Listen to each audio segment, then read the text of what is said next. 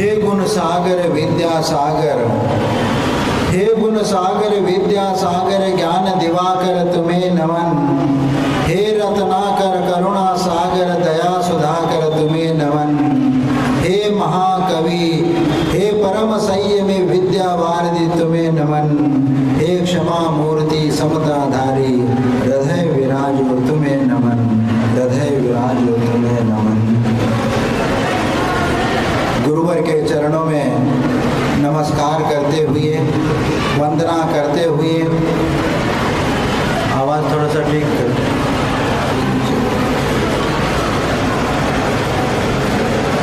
आज पिछी परिवर्तन का महामहोत्सव हम यहाँ पर मना रहे हैं।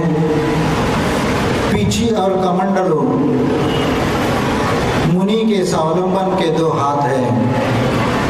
श्रवण परंपरा में आदि काल से पिछी और कमंडलू को चिन्ह के रूप में ग्रहण करने का विधान चलता आया है और इसीलिए अपेक्षा संयमी मुनि को अवधि ज्ञान के पूर्व पिछी और कमंडलू को ग्रहण करने का विधान शास्त्रों में मिलता है।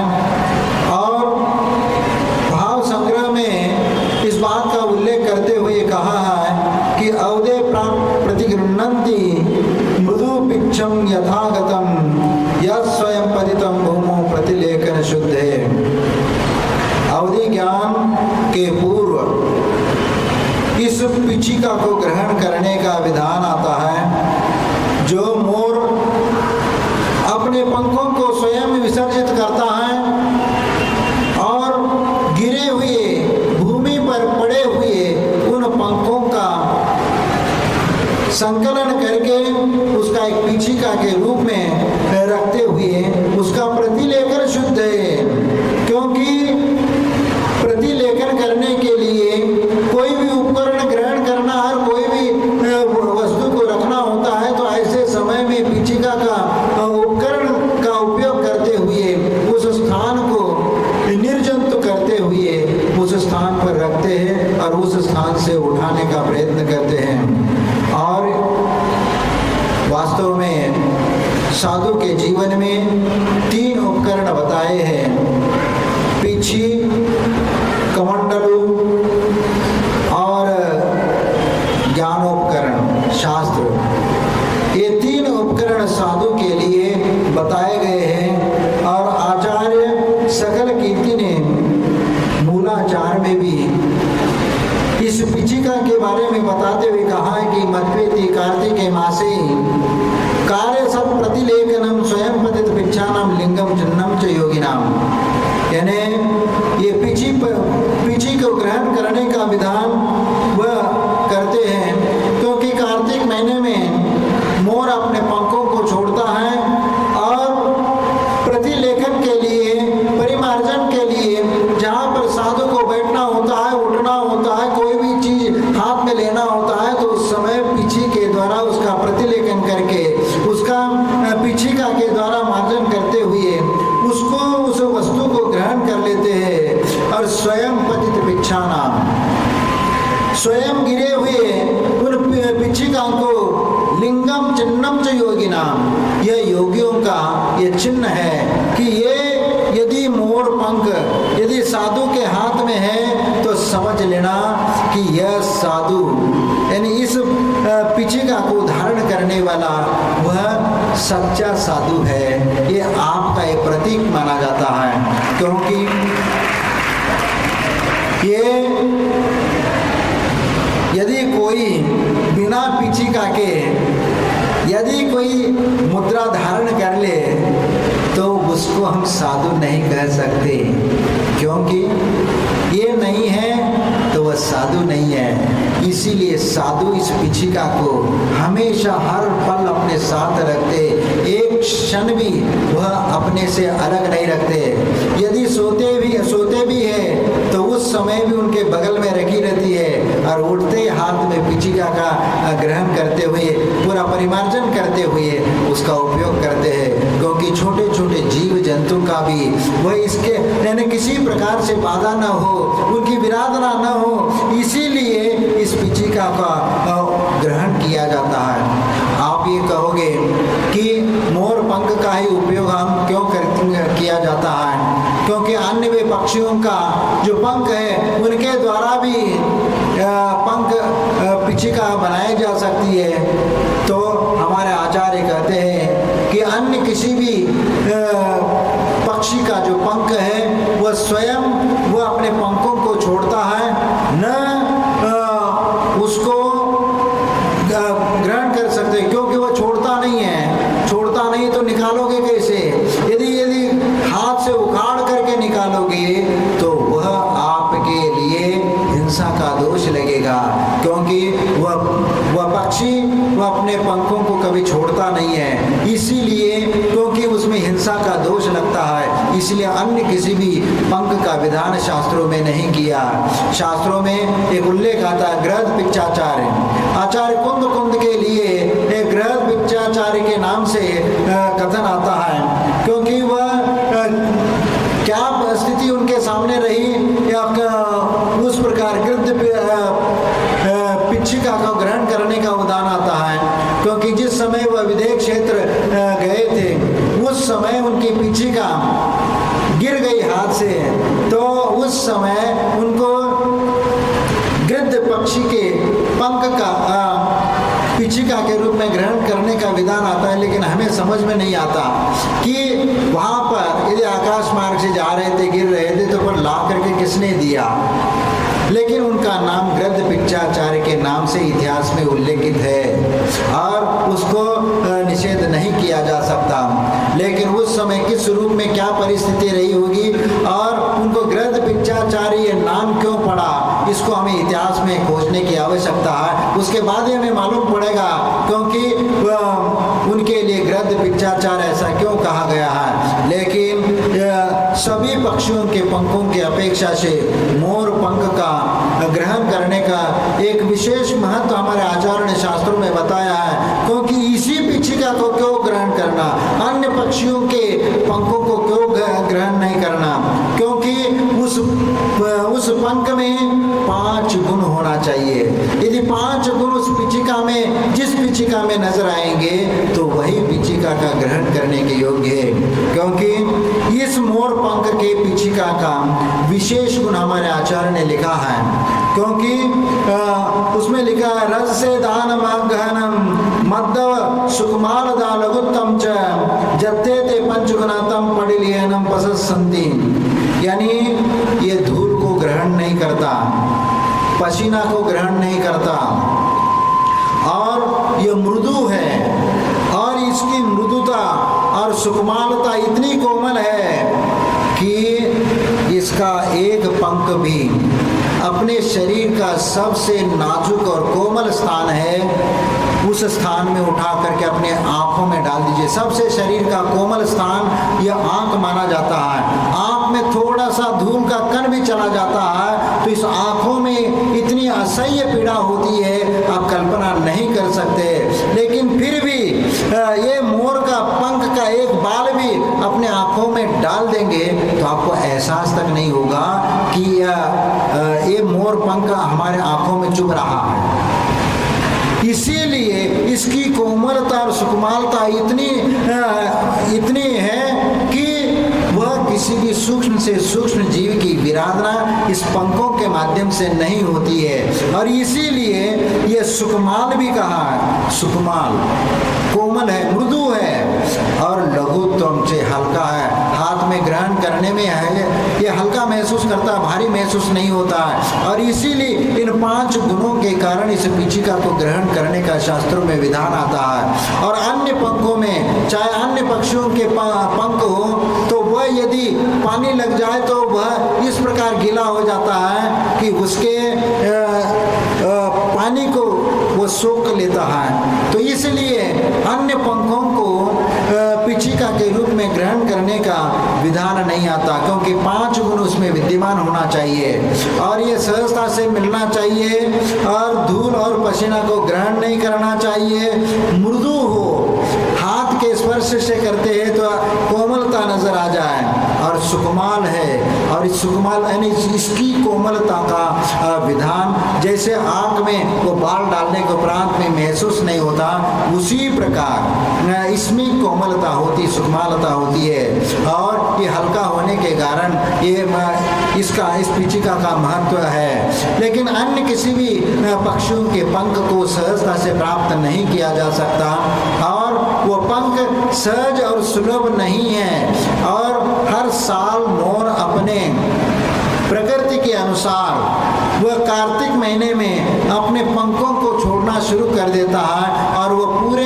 पंख उसके झड़ जाते हैं और उन्हीं पंखों को संकलन करके पिचिका के रूप में हम ग्रहण करते हैं। अब विचार करो, ये आदि काल से ये परंपरा चलती हुई आई है और इन गुणों के कारण ही इसकी महत्ता बढ़ती है और एक देखने में आकर्षक भी है। कोई भी इस पंख को देखता है तो उसमें स्वर्णाकार नीला अपना और उसके अलग बाल, एक नीलेपन को लेकर के, कोमलता को लेकर के वो देखने में बहुत ही सुंदर और आकर्षक का कारण बनता है और इसीलिए छोटे बच्चे मोर पंख को मांगते रहते हैं और महाराज हमें एक पिची दे दो, पंख दे दो पंख। भाई यदि एक एक पंख यदि सबको देते बैठेंगे तो हमारी पिची तो खाली हो जाएगी। हम अपना उपकरण के रूप में इसको ग्रहण किया है, इसीलिए यदि कोई मांग भी लेता है तो देने में,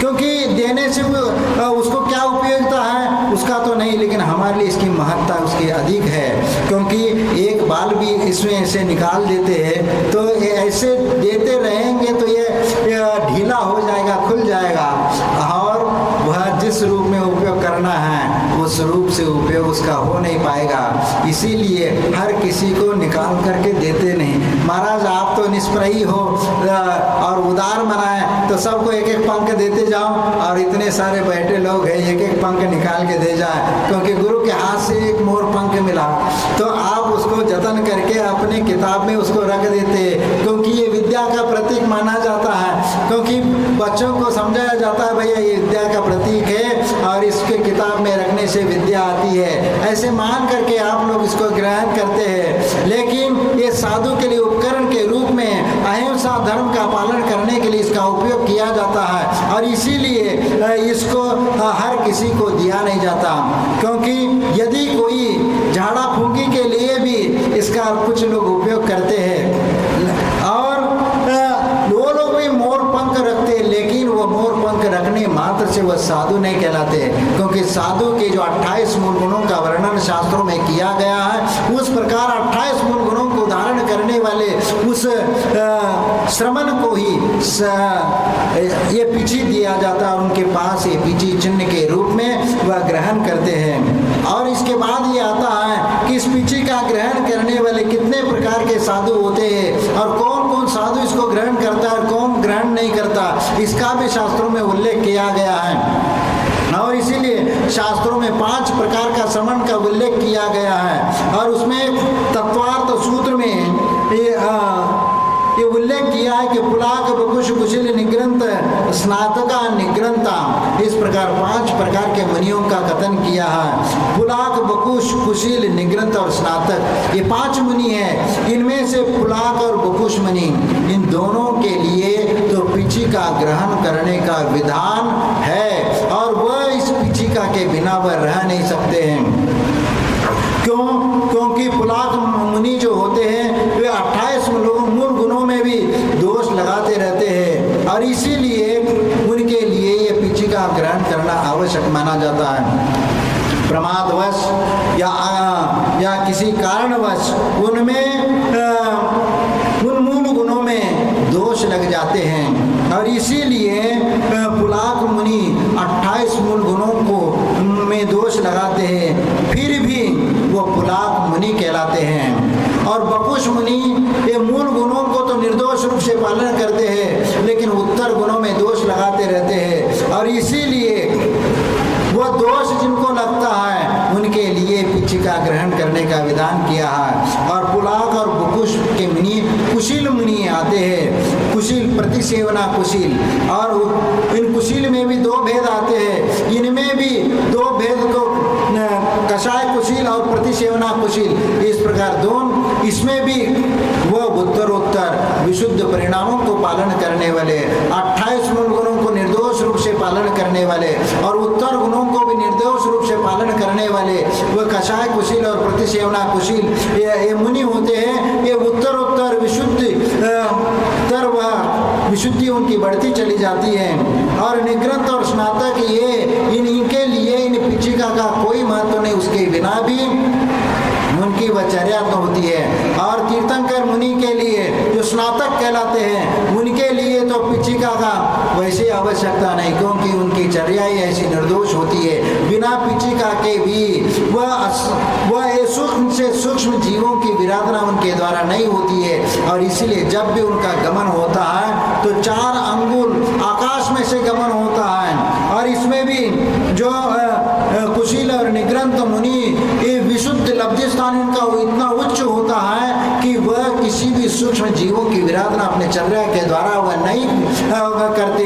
इसीलिए वह आकाश मार्ग से गमन करने वाले या अनेक प्रकार के रिद्धियों को प्राप्त करने वाले वे श्रमण होते हैं। आकाशगामिनी विद्या, तंतुचारण और घोर घोर तप करने वाले ऐसे मुनिराज भी होते हैं। जो ऐसे मुनिराज होते हैं कि वह अपने जीवन काल में वह कभी भी किसी प्रकार के जीवों की विराधना नहीं करते, क्योंकि वह अपने जीवन काल में ऐसे घोर घोर तप करने वाले होते हैं कि वह अपने जीवन काल में कई बार ऐसे संकल्प लेते हैं कि एक आहार, एक उपवास, फिर एक आहार, 2 उपवास, फिर एक आहार, 3 उपवास, ऐसे बढ़ाते बढ़ाते जीवन के आखिरी समय तक चलते हैं। और इस प्रकार घोर घोर उत्कृष्ट तप करते हुए वह निर्दोष रूप से चर्या का पालन करते हुए घोर तप करते हैं। ऐसे घोर तप करने वाले मुनि राजों के लिए आधा जीवन काल उपवास में चला जाता है, लेकिन फिर भी शरीर में उनके किसी प्रकार की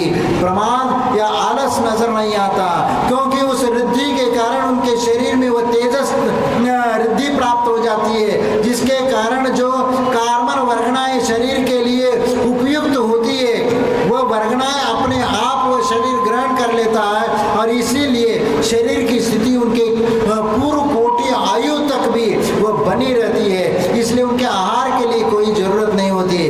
और तीर्थंकर जो होते हैं जिन्होंने केवल ज्ञान को प्राप्त कर लिया तो उनका शरीर जो होता है परम औदारिक शरीर बन जाता है, क्योंकि शरीर में जो निगोदिया जीव होते हैं उनका अभाव हो जाता है और इसलिए वो परम औदारिक शरीर बन जाता है। ऐसे औदारिक शरीर प्राप्त होने के बाद उनके लिए पीछे की जरूरत है न और किसी वस्तु की जरूरत है। वह तो निग्रंथ है, किसी प्रकार मोह माया से वो परे उठ चुके हैं और अनंत अवस्था को प्राप्त कर चुके हैं। उनके लिए इन किसी भी चीजों की आवश्यकता नहीं होती। लेकिन शास्त्रों में ये कहा गया है कि पुलाक और बकुश मुनि को ये पीछे अवश्य ग्रहण करना चाहिए, उसके बिना उसको साधु नहीं कह सकते।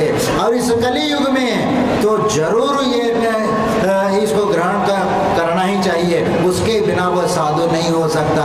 आप कह दोगे कि कोई बच्चा यदि बिना वस्त्र का घूम रहा है तो उसको भी साधु मानोगे क्या? हाँ, और साधु उसको नहीं माना जा सकता। सिर्फ कपड़े उतारने मात्र से वह कभी साधु नहीं हो सकता, क्योंकि पीछे का होना जरूरी है और इसके गुण भी होना आवश्यक है, तभी वह साधु कहलाता है। नहीं तो आजकल आप लोग नाटक के रूप में किसी बच्चे को बिठा करके दिगंबरत्व को दिखाने का प्रयत्न करते हैं, लेकिन ध्यान रखना कभी इस दिगंबर मुद्रा का नाटक नहीं होता। और जो आप इस प्रकार का दृश्य दिखाने का प्रयत्न करते हैं वह उचित नहीं माना जा सकता, क्योंकि वह दिगंबर मुद्रा का कभी नाटक नहीं होता। आपको ब्रह्म गुलाल का उदाहरण आपको मालूम होगा, वह एक ऐसा जादूगर था, वह ऐसा एक ऐसी जादूगरी और उसके पास एक ऐसी कला थी कि वह कोई भी रूप धारण करके वह उस कला में वो बहुत निष्णात था और वह रूप धारण करके उस प्रकार का था।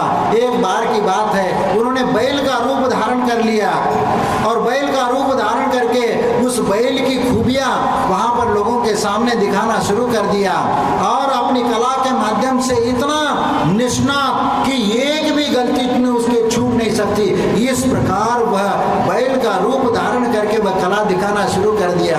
और एक राजकुमार, उसको लगा कि ये बैल का रूप इतना सारा बखूबी अपनी करतूतें दिखा रहा है, तो एक परीक्षा ले लेते हैं। ऐसा कह करके एक कंकड़ उठा करके उसके पीठ पर ऐसे फेंक दिया।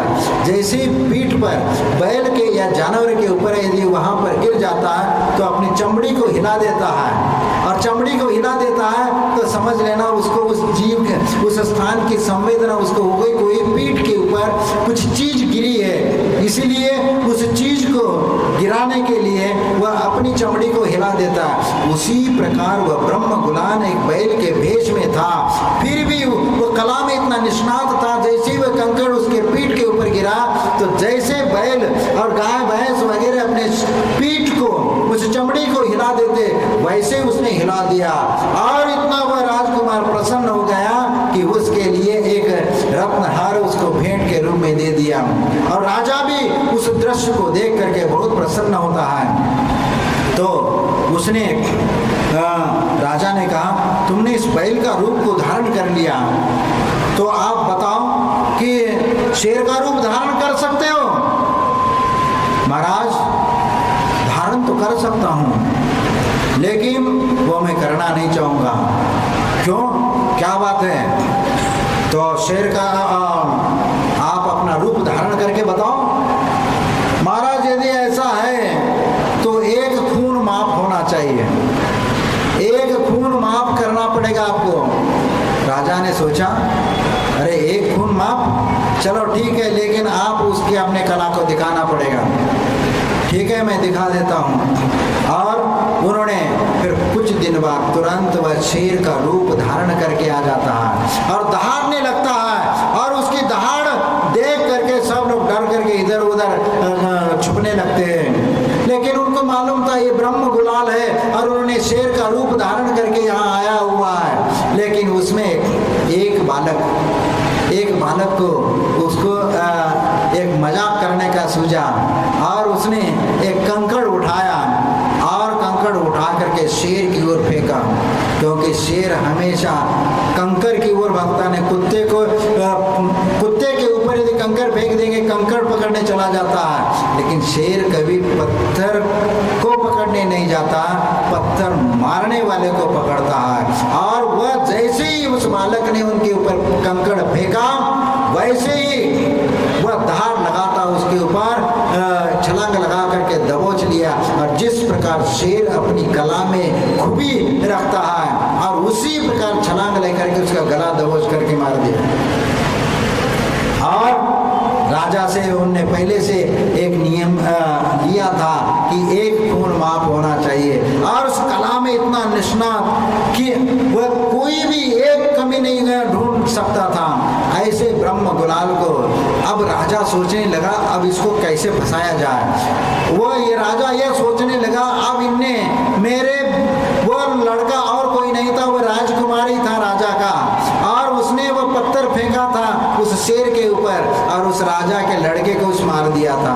और इसीलिए किसी कला में वह मना कर दे और उसकी गलती हो जाए तो सीधा उसके लाने दंड ऐसा दे दे, मृत्यु दंड दे दे। इस प्रकार सोच करके राजा ने उससे कहा कि देखो, तुमने तो इतने रूप धारण करते हो, एक दिगंबर भेष को धारण करके बता देना, तो मैं तुम्हारे लिए बहुत सारा सम्मान के रूप में आपको धन दूंगा। तो उस ब्रह्म गुलाल ने राजा से कहा कि महाराज, ये दिगंबर मुद्रा धारण करना और उसकी रूप के अनुसार चर्या का निर्वाह करना यह आसान नहीं। इसके लिए हमें 6 महीने का समय आपको देना पड़ेगा। 6 महीने का समय देना पड़ेगा। तो 6 महीने के समय जब हमें मिलेगा तब मैं आप उस दिगंबर मुद्रा को मैं आपको दिखा पाऊंगा। इसलिए 6 महीने तक उन्होंने उस मुनि धर्म का अध्ययन किया और समझ लिया क्या चर्या होती, कैसी चर्या होती, उस प्रकार उसका अध्ययन करके वह फिर एक दिन उस दिगंबर मुद्रा को धारण करके आया और जैसे वह उपदेश भी देने लगे, ऐसे अहिंसा धर्म के ऊपर वह प्रवचन देने लगे, धर्म का उपदेश देने लगे और ऐसे हजारों लोग इकट्ठा होने लग गए। और ये देख करके राजा के पास वह कीर्ति उसकी वह राजा के दरबार तक पहुंच गई और राजा ने इस दिगंबर मुद्रा को धार कर जो उन्होंने प्रचार प्रसार किया, अपने वक्तृत्व कला के माध्यम से जनता को मोहित कर दिया और राजा प्रसन्न हो जाता है और राजा उनके सभा में जा करके बहुत सारे स्वर्ण मुद्राएं उस मुनि राज के चरणों में रख देते हैं और कहते हैं कि ब्रह्म गुलाल आप तो सही वास्तव में आपकी कला का बेजोड़ इतना है कि इसकी कोई बराबरी नहीं कर सकता, मैं तो बहुत प्रसन्न हो गया। तो उसी समय ब्रह्म गुलाल कहता है कि महाराज ये धन दौलत सोना चांदी हीरे मानिक मोती ये साधु का कोई मोह नहीं कर सकता, क्योंकि साधु ने इन सब चीजों का त्याग करके इस मुनि धर्म को स्वीकार किया है और इसीलिए हम इसको ग्रहण नहीं कर सकते। और जैसे ही ये बात कही राजा ने कहा कि अरे आपने तो नाटक किया था, आपने थोड़ी कोई पूर्ण रूप से मुनि धर्म को अपना लिया है, वो तो एक नाटक के रूप में आपने बहिरूपी के रूप में उसका भेष धारण किया है, लेकिन इस कला में भी तुम पारंगत हो गए, इसीलिए मैं सम्मान के रूप में ये देना चाहता हूँ, ये ग्रहण कर लो। नहीं महाराज, ये दिगंबर मुद्रा इसका कोई नाटक नहीं होता, इसका कोई प्रदर्शन नहीं होता, इसका कोई दिखावा नहीं हो सकता और इसीलिए मुद्रा एक बार यदि धारण कर लिया तो इसको इस ढंग से छोड़ा नहीं जा सकता, क्योंकि इस मूल गुणों को धारण करके हमने इसको आत्म कल्याण के लिए स्वीकार किया। मैंने वह बहिरूप के रूप में हमने ये दिगंबर मुद्रा को धारण नहीं किया, मैंने वास्तव में दिगंबर मुद्रा धारण की है और इसीलिए मैं इन धन दौलत और सोना चांदी से मैंने पूर्ण रूप से त्याग किया है, तभी मैंने इस मुनि दीक्षा को ग्रहण किया है और इसलिए मैं इन सब का त्याग करता हूँ। और फिर वहाँ से उसी मुद्रा में वह निकल जाते हैं और इसीलिए ब्रह्म गुलाल ने भी उसके बाद कोई ऐसे बहिरूपिया का रूप धारण करके उन्होंने दोबारा कोई नाटक नहीं किया। और इसीलिए जब आप लोग कुछ मंच पर इस प्रकार का दृश्य दिखाने का प्रयत्न करते हैं, कपड़े उतार देते, लंगोट पहन लेते, सामने टेबल रख देते, ढाक देते हो और बालों में ये दिखाने के लिए वो एक टोप लगा देते हो और ऐसा करके एक दिगंबर मुद्रा का रूप धारण करने का प्रयत्न करते हो, लेकिन ये मेरा अंतरंग तो इसके लिए गवाह नहीं देता। भले ही वो एक नाटक के रूप में आपने किसी बालक को रखा, लेकिन इस दिगंबर मुद्रा का नाटक नहीं होता। इसीलिए इस दृश्य को क्षुल्लक बना करके ये करो वो बात होती है, क्षुल्लक तो कपड़े वस्त्रधारी होता है, उसका रूप धारण करके आप नाटक करो वो अलग होता है, लेकिन दिगंबर मुनि का नाम लेकर के या समंत भद्र आचार्य विद्यासागर के नाम दे करके उसको इस प्रकार करोगे तो वह नाटक सही नहीं माना जा सकता। इसीलिए दिगंबर मुद्रा का कभी नाटक नहीं होता, ये ध्यान रखना। इसीलिए अब इन 5 प्रकार के जो मुनि हैं, निकृंत और स्नातक आदि, ये 5 प्रकार का मुनियों का कथन जो किया है उसमें जिन कल्पी और स्थविर कल्पी ये 2 प्रकार के मुनि होते हैं। जिन कल्पी मुनि जो तीर्थंकर मुनि, चार वृत्तिधारी मुनि, परिहार विशुद्धि चारित्र के धारण करने वाले मुनि जिनका चरित्र महान उज्ज्वल और निर्मल पवित्र होता है और अक्षुण्य हैं, जिनके गुणों की कीर्ति चंद्रमा की चांदनी की तरह सर्वत्र फैली हुई है, प्रसारित है और जिनका अंतःकरण शरद ऋतु के सरोवर के जल की तरह पवित्र है, निर्दोष है और 28 मूल गुणों के पालन करने में कोई किसी प्रकार का अत्याचार नहीं लगाते। ऐसे परम पवित्र तपस्वी मुनियों के लिए चातुर्मास करने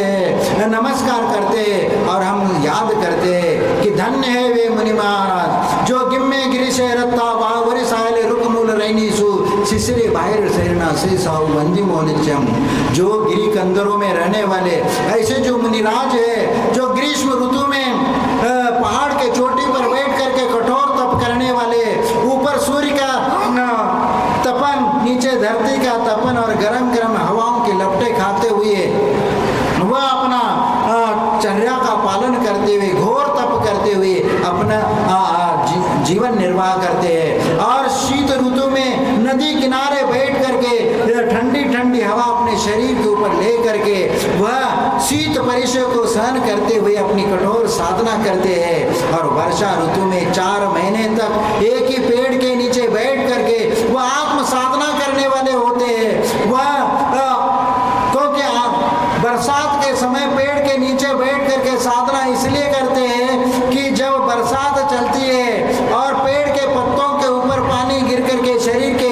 ऊपर गिरना शुरू हो जाता है और ठंडे ठंडे वो पानी के बूंदे शरीर के ऊपर गिरती है। और जब बरसात बंद होने के उपरांत भी भीतर से शरीर गर्म है और वो छोटी छोटी बूंदे जब शरीर के ऊपर गिरती है तब ऐसा एहसास होता है जैसे सर्दी के दिनों में कड़ाके की ठंड पड़ी है और बरसात यदि आ रही हो तो फिर देख लेना घर के बाहर आपका कदम रखना होता है क्या। ऐसे समय में वो मुनिराज उस पेड़ के नीचे बैठ करके 4 महीने तक वह उसी स्थान पर बैठ करके वह चातुर्मास निकालते हैं। 4 महीने का उपवास लेकर के बैठ जाते हैं कि 4 महीने हमें कहीं नहीं जाना। कितने घोर तपस्वी, महान तपस्वी, ऐसे महाघोर घोर तप करने वाले मुनि राजों को हम बार बार नमन करते हुए हम भावना करते कि ऐसी शक्ति हमारे भीतर भी आ जाए और हम ऐसी साधना करके हम अपना आत्मा का उद्धार कर ले। और इस प्रकार आप लोग भी ऐसे मुनि राजों का स्मरण करते हुए, याद करते हुए हम उनके गुणों को धारण करने का प्रयत्न करते हैं तो निश्चित हमारा जीवन सार्थक होगा। और स्थविर कल्पी जो मुनि होते हैं वो पुलाक बकुश आदि मुनि कहलाते हैं, जो 28 मूल गुणों को सामान्य रूप से पालन करने वाले होते हैं। ये ही मुनि पिछी और कमंडल धारण करने वाले होते हैं और इसीलिए वह इन पिछी के बिना वह अलग से नहीं रह सकते। और इसीलिए मोक्ष मार्ग पर हम चलना चाहते हैं तो इन बातों का हमें ख्याल रखने की आवश्यकता है। मैं आप लोगों से ये कहना चाहता हूँ कि जो मुनि हैं, जो पुलाक बकुश कुशिल आदि 5 प्रकार के मुनि हैं, 5 प्रकार के मुनि, कोई कहता है कि 28 मूल गुणों में दोष लगाने वाले ये मुनिराज क्या उनको वह नमस्कार करने योग्य है या नहीं है। लेकिन इन बातों को हमें ख्याल रखने की आवश्यकता है कि हमारे आचार्य ने ये कहा है कि वह पुलाक मुनि 28 मूल गुणों को भी धारण करने वाले होते हैं। उनमें यदि दोष लगता भी है तो भी वह मुनि ही होते हैं। उन्हें घर परिवार का त्याग किया हुआ है, वो यदि दोष लगता है तो उस दोष को शुद्धिकरण करके पुनः प्रायश्चित लेकर के वह उस मुनि धर्म का पालन करते हैं। इसीलिए वह सिर्फ 28 मूल गुणों में दोष लगा रहे, इसलिए उनको द्रव्य लिंगी या भाव लिंगी का कथन नहीं कर सकते, क्योंकि द्रव्य लिंगी का कथन शास्त्रों में किया गया है कि आचार्य पूज्यपाद स्वामी ने सर्वार्थ सिद्धि में इनका उल्लेख करते हुए और राजवार्तिक में अकलंक देव ने इन 5 प्रकार के मुनियों का लिखते हुए एक वार्तिक लिखा हुआ है। भावलिंगम प्रतित्य सर्वे पंच निग्रंथा लिंगिनो भवंती। यानी 5 प्रकार के मुनि ये भावलिंगी हो सकते हैं। इसमें कोई ये नहीं कि ये इसमें 28 मूल गुणों में दोष लगा रहे इसलिए ये भावलिंगी नहीं हो सकते। लेकिन ऐसा नहीं है, क्योंकि 28 मूल गुणों में दोष लगाते हुए भी वह भावलिंगी रह सकते हैं। इस प्रकार शास्त्रों में कथन किया है। और इसीलिए मैं आप लोगों के सामने कुछ पंक्तियां कह करके मैं समाप्त करना चाहूँगा, क्योंकि आकुलता आप लोगों की बढ़ती जा रही है। हम समझ में आ रहा है क्योंकि पेट में कोए नाच रहे। हाँ ठीक है,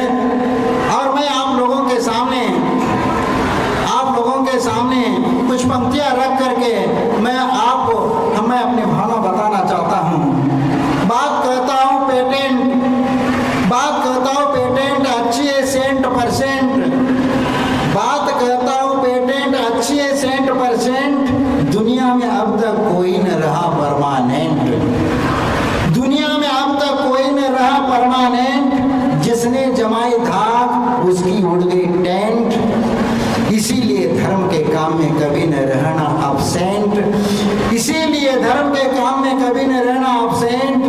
दीन दुखी के दर्द में, दीन दुखी के दर्द में सदा रहो प्रेजेंट।